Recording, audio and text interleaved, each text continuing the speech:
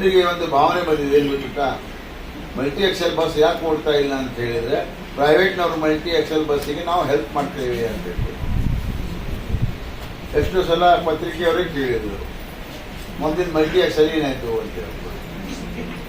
You have to tell the department.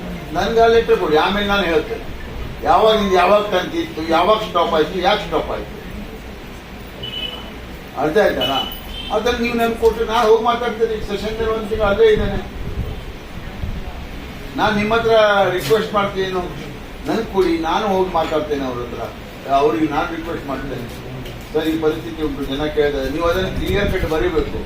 ಇಲ್ಲಿಂದ ಇಲ್ಲಿದಂಗೆ ನಡೀತಾ ಇತ್ತು, ಆಮೇಲೆ ಇದಾಗಿದೆ, ಈ ಪ್ರಾಬ್ಲಮ್ ಆಗಿದೆ, ಈ ಪ್ರಾಬ್ಲಮ್ ಆಗಿದೆ, ನೀವು ಮೀದಡಿಕೆ ನಾವು ಬ್ರಿಡ್ಜ್ ಮಾಡಿದ್ದೇವಲ್ಲಪ್ಪ, ಅಲ್ಲಿ ಒಂದು ಬಸ್ ಕುಮಟ, ಗೋಕರ್ಣ, ಅಂಕೋಲ, ಆಮೇಲೆ ಅಂಕೋಲ ಕುಮಟ, ಗೋಕರ್ಣ ನೀವು ಹೋಗುವಿಲ್ಲ ಒಂದೇ ಲೈನಲ್ಲಿ.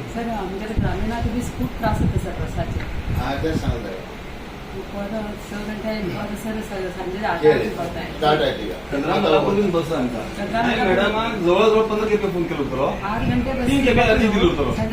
आता एक्झाम ಆಗುತ್ತಾರೆ ಸರ್. ನೀವು ಸ್ಟೂಡೆಂಟಿಗೆ ಬಸ್ ಕೊಡಿದ್ರೆ ಎಲ್ಲಿಂದ ಮಾಡ್ತಾರೆ? ಬಸ್ ಹೋಗ್ತದೆ. ಅದು ಮುದುಗಾದಲ್ಲಿ ಒಂದ್ ದಿವಸ, ಹೌದಮ್ಮ, ರಾತ್ರಿ ಇಡೀ ಅವಳು ನನಗೊಂದು 20 ಫೋನ್ ಮಾಡಿದ್ದು, ನಾನು ನಿಮ್ಗೆ 20 ಸಲ ಫೋನ್ ಮಾಡಿದ್ದೆ. ಅವಳು ಮಾಡಿದ್ದು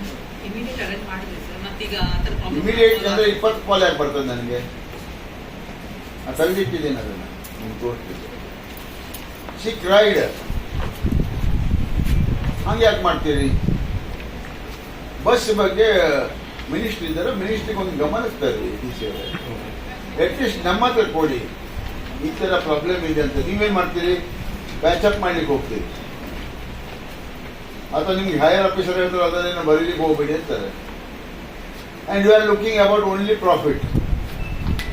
ಎಲ್ಲಿ ಪ್ರಾಫಿಟ್ ಬರ್ತದೆ, ಯಾವ ರೋಡಿಗೆ ಎಷ್ಟು ನಿಮಗೆ ಏನು ಇನ್ಕಮ್ ಬರ್ತದೆ, ಅಲ್ಲಿ ನೀವು ಗಾಡಿ ಕಳಿಸ್ತೀರಿ.